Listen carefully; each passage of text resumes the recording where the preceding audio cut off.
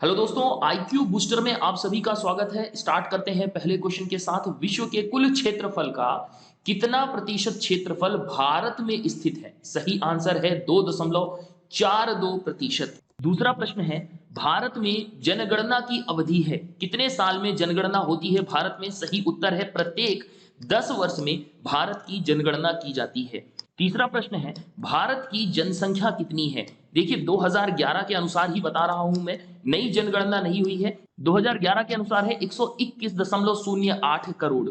अगला प्रश्न है, भारत की सबसे बड़ी जनजाति है, तो इसका सही उत्तर है गोंड। भारत की सबसे बड़ी जनजाति गोंड जनजाति है। अगला प्रश्न है, कुल जनसंख्या का कितना प्रतिशत जनसंख्या भारत में निवास करती है? सही उत्तर है 17.5% जनसंख्या विश्व की कुल जनसंख्या का भारत में निवास करती है। छठवां प्रश्न है, भारत का कुल क्षेत्रफल कितना है? सही उत्तर है 32,87,263 वर्ग किलोमीटर। अगला प्रश्न है, भारत के दक्षिणतम छोर को क्या कहा जाता है? सही उत्तर है इंदिरा पॉइंट के नाम से जाना जाता है। ध्यान रखिएगा, इंदिरा पॉइंट का पुराना नाम पिगमेलियन पॉइंट था। वहीं अगर उत्तरी छोर की बात करेंगे तो इंदिरा कोल कहा जाता है उत्तरी छोर को। भारत की कुल स्थलीय सीमा की लंबाई कितनी है? सही उत्तर है बी 15,200 किलोमीटर भारत की कुल स्थलीय सीमा की लंबाई है। अगला प्रश्न है, भारत की कुल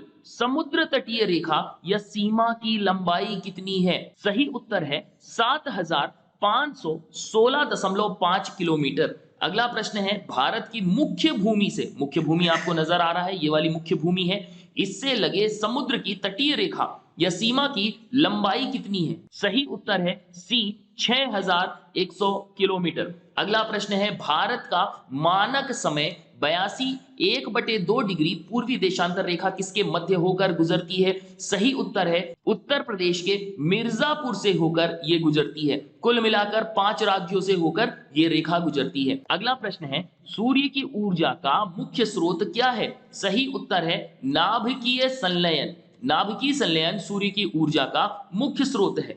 अगला प्रश्न है, भारत में राज्यों की संख्या कितनी है? तो सही उत्तर है भारत में आज की डेट में कुल 28 राज्य हैं और 8 केंद्र शासित प्रदेश हैं। अगला प्रश्न है, सूर्य का मुख्य संगठक क्या है? सूर्य का मुख्य जो संगठक है वो है हाइड्रोजन और हीलियम। अगला प्रश्न है, भारत की जल क्षेत्र सीमा कहां तक फैली हुई है? मोस्ट इंपॉर्टेंट क्वेश्चन है। तो इसका सही उत्तर है 12 समुद्री मील तक भारत का जल क्षेत्र है। अगला प्रश्न है, कर्क रेखा भारत के कितने राज्यों से होकर गुजरती है? तो सही उत्तर है 8 राज्यों से होकर गुजरती है। गुजरात से, राजस्थान से, मध्य प्रदेश से, छत्तीसगढ़ से, झारखंड, पश्चिम बंगाल, त्रिपुरा और मिजोरम से।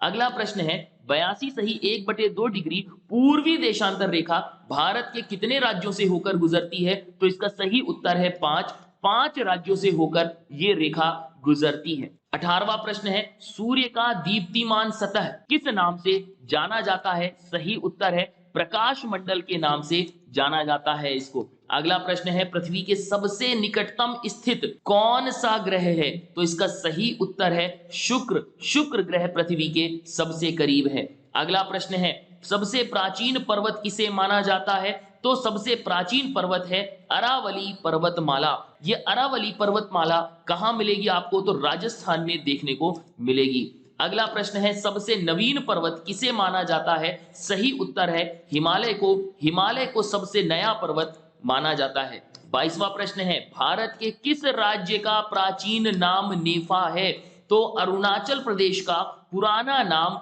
नेफा है। नेफा का फुल फॉर्म है नॉर्थ ईस्ट फ्रंटियर एजेंसी। अगला प्रश्न है, भारत की प्रथम जनगणना शुरुआत लॉर्ड मेयो के शासनकाल में किस वर्ष में हुई थी? सही उत्तर है 1872 ईस्वी में लॉर्ड मेयो के शासनकाल में प्रथम जनगणना की गई थी। 24वां प्रश्न है, सबसे गर्म एवं चमकीला ग्रह कौन सा है? सही उत्तर है शुक्र ग्रह सबसे गर्म और चमकीला ग्रह है। अगला प्रश्न है, सूर्य के सबसे निकट स्थित ग्रह कौन सा है? तो सूर्य के सबसे करीब ग्रह है बुध। इंग्लिश में आप इसको मरकरी के नाम से जानते हैं। अगला प्रश्न है, सर्वाधिक उपग्रहों वाला ग्रह कौन सा है? सही उत्तर है शनि, या इंग्लिश में कहें सैटर्न। सैटर्न जो है इसके पास सबसे ज्यादा उपग्रह हैं। 27वां प्रश्न है, भारत की प्रथम नियमित जनगणना जो 1881 में हुई थी, किसके शासनकाल में हुई थी? सही उत्तर है लॉर्ड रिपन। लॉर्ड रिपन के शासनकाल में सबसे पहली जनगणना हुई थी। 28वां प्रश्न है, क्षुद्र ग्रह किन दो ग्रहों के बीच में स्थित है? तो सही उत्तर है बृहस्पति एवं मंगल। बृहस्पति जुपिटर जिसको इंग्लिश में बोलते हैं मार्स, हिंदी में मंगल कहा जाता है, इन दोनों के बीच में आपको क्षुद्र ग्रह देखने को मिल जाएंगे। अगला प्रश्न है, सी ऑफ ट्रैंक्विलिटी कहां पर स्थित है? सही उत्तर है चंद्रमा। चंद्रमा पर आपको सी ऑफ ट्रैंक्विलिटी देखने को मिलेगा। अगला प्रश्न है, बिना उपग्रहों वाला ग्रह कौन सा है? तो सही उत्तर है बुध और शुक्र, दो ऐसे ग्रह हैं जिनके कोई उपग्रह नहीं है। अगला प्रश्न है, भोर या सांझ का तारा किस ग्रह को कहा जाता है? तो सही उत्तर है शुक्र को। शुक्र को भोर या सांझ का तारा कहा जाता है। 32वां प्रश्न, सबसे बड़ा उपग्रह कौन सा है? सही उत्तर है गैनीमेड। गैनीमेड सबसे बड़ा उपग्रह है। यह किस ग्रह का उपग्रह है? सही उत्तर है जुपिटर का। अगला प्रश्न है, जनगणना का महाविभाजक वर्ष माना जाता है किस वर्ष को? तो 1921 को जनगणना का महाविभाजक वर्ष माना जाता है। सौर मंडल का सबसे बड़ा एवं भारी ग्रह कौन सा है? सही उत्तर है बृहस्पति। बृहस्पति सौर मंडल का सबसे बड़ा एवं भारी ग्रह है। 35वां प्रश्न है, विश्व जनसंख्या दिवस कब मनाया जाता है? सही उत्तर है 11 जुलाई को। 11 जुलाई को विश्व जनसंख्या दिवस हर साल मनाया जाता है। 36वां प्रश्न है, जनसंख्या का अध्ययन क्या कहलाता है? जनसंख्या का अध्ययन डेमोग्राफी के नाम से जाना जाता है। 37वां प्रश्न है, भारत का कुल जनसंख्या घनत्व प्रति वर्ग किलोमीटर कितना है? सही उत्तर है 382 व्यक्ति प्रति किलोमीटर।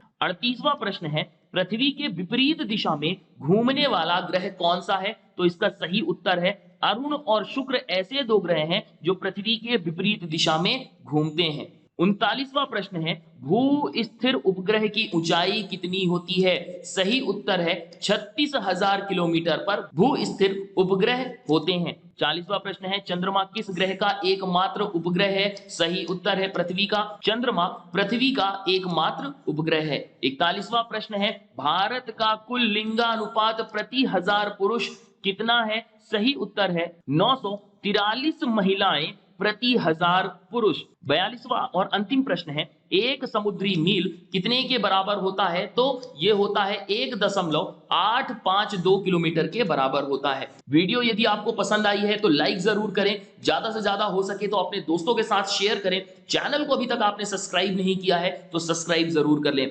वीडियो में आप अपने व्यूज लिख सकते हैं। सो मैं इस वीडियो को यहीं एंड करता हूं। गुड डे, गुड बाय, जय हिंद।